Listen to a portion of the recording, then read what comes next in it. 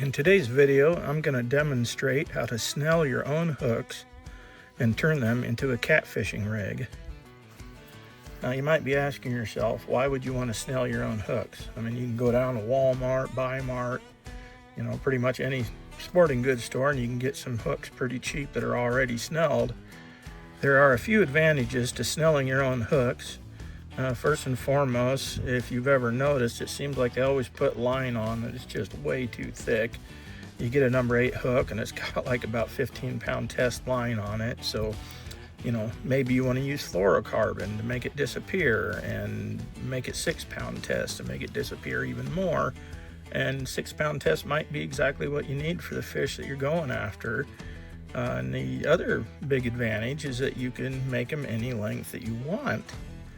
So you're not going to be stuck with a factory standard of about 8 inches. You could extend it out to just about any size that you want. So, if you want to float one up 36 inches off of the bottom, then tie yourself up a 36-inch snelled hook.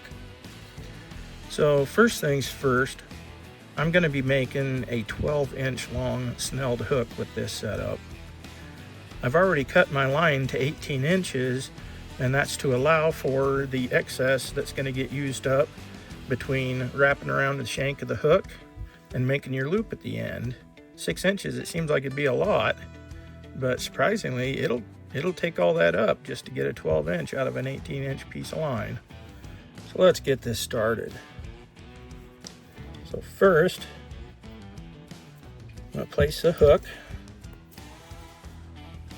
shank end towards your right hand, the point facing towards you.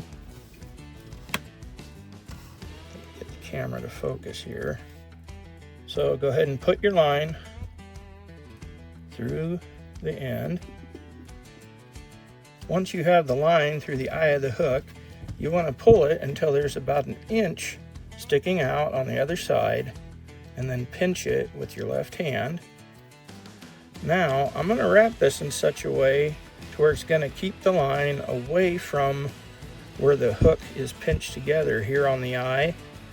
That creates a sharp edge that if your line is wrapped the wrong way and it's up against that, it could break it off easier than putting it on the other side.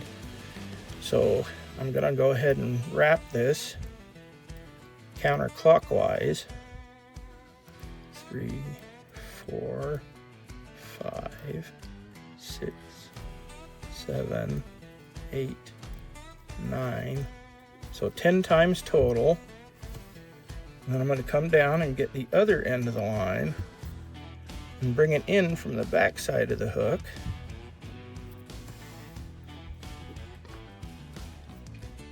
And when I bring it up tight, you see how the line is going diagonally down this way and then up through. So it's right here on the solid side of the eye, and it's not up against that sharp edge. And then just pull it tight. And snip off the excess tag end.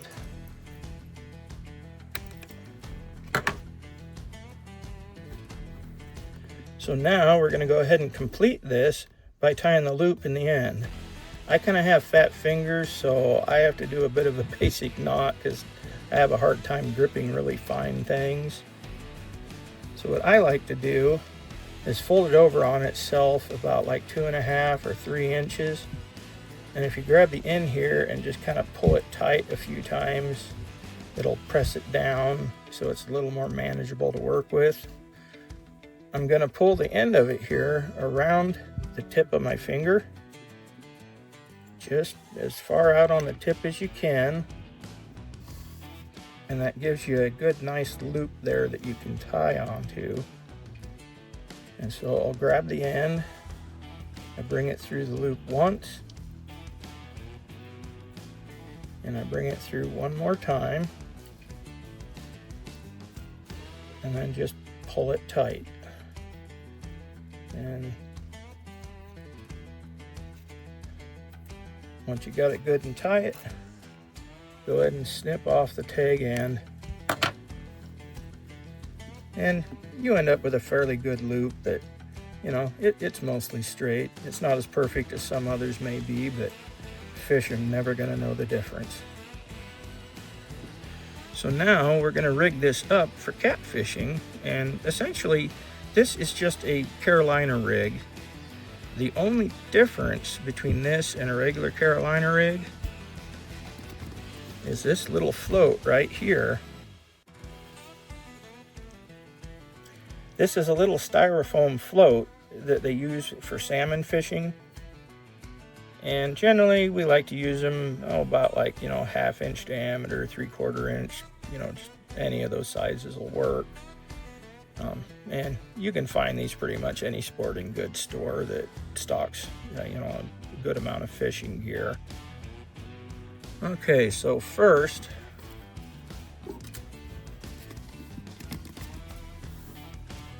we're going to put the lead weight onto the line that's coming off the fishing pole. Just let it drop down to the side. Then I'm going to put this rubber bead on here and let it drop down as well. So to tie this on, I use just a standard fishing knot. Put it through the eye, pull it about half tight, pinch it, and then I like to go around it 6 times. So 1, 2, 3, 4, 5, 6. Now take the tag end and put it through your loop down here. Start to snug it up. And you have to pull not just with your right hand, you also want to be pulling on that tag end and just give it a good gentle tug, increasing pressure until it cinches down nice and tight. That figures. Well, that clip kind of came apart on me, but I went ahead and, you know, slid it back into place, and I crimped it down so it won't do that again.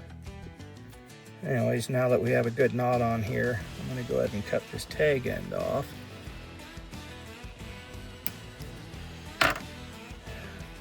And so, you know, I'll just show you again. You've got the rubber bead. It comes down and it can actually slip over the knot. Anyway, so you know, this is essentially what you end up with. That little rubber bead is acting as a bumper. Lead weight can come down, hit it. It's not going to do any damage to the knot, and it's not going to break it off your line. So now let's incorporate this little float by putting it onto the snelled hook setup. Now, in order to get this loop to go through this hole, again, just kind of pinch it and pull it tight, and it'll start to crease down. And then you can pinch it, put it through the one side,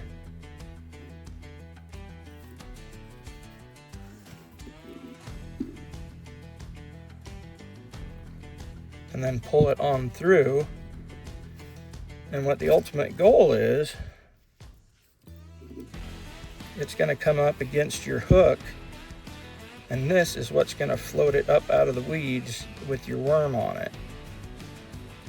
So let's complete this by hooking the other end onto your clip.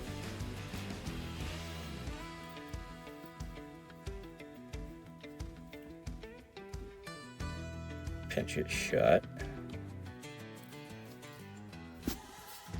And so here's where the beauty of the Carolina rig comes in. Or this weight is going to be at the end of the line when you're getting ready to cast it. And so you fling it out there and it stays here on the end. It goes out there, you know, 30, 40 feet, however far you want to cast it, and it'll drop down to the bottom. And if you reel your line up tight, it'll just draw it up against that bead, and the weight will be holding it to the bottom, and this float is going to be raising it up out of the weeds. And this right here is where the magic is. So if a fish pulls on it, it's not necessarily going to be pulling against the weight. It's only going to be pulling on the line. And so it's a lot harder for the fish to tell that it's bit into something that isn't quite right. And so you're going to get a lot more hookups when you're using a Carolina rig like this than you would if you just had a fishing weight that was tied onto the line, or used a whole bunch of split shot to get it out there far enough and the split shot's crimped onto the line. And you know, if you do it that way, you're going to be dragging the sinkers across the bottom when the fish is pulling on it, and the fish can tell that, and they're going to be a little more likely to let go of your hook. So by using this Carolina rig, it's got a good nice slip to it where the fish doesn't feel nearly as much. The last thing that I'm going to talk about is hook selection for catfishing. Generally, you want to stay away from treble hooks. These catfish, they've got a real tough mouth. If you get a treble hook in them, it can be pretty hard to get them out. We've always just used a standard straight shank hook. And you want to select a hook that has a little bit longer shank than normal. It just helps you put more of the worm on there. You know, you'll pass the worm across the point of the hook about 3 or 4 times so that it's really good and knotted up on there. If you're going over just, you know, basic little catfish, they're going to be like, you know, 8 to 12 inches. Good size of hook might be, you know, a size 6. If you're going to be going after bigger catfish, especially, you know, like channel cats, like a size 1 or a 2 would be a good choice. But if you're down south and you're going to be getting into some of those big blues, or maybe even a really big, you know, channel cat, or some of the flatheads and bullheads, you know, you might be getting up into the aught sizes. But here in Oregon, we don't really have a whole lot of really big catfish, so the biggest we generally go is going to be about like a number 1 or a number 2, and I believe this hook right here is about a number 1. So this setup, it'd be good for the channel cats that are up here like in the John Day River. So I hope you were able to learn from this and go out and have some fun fishing.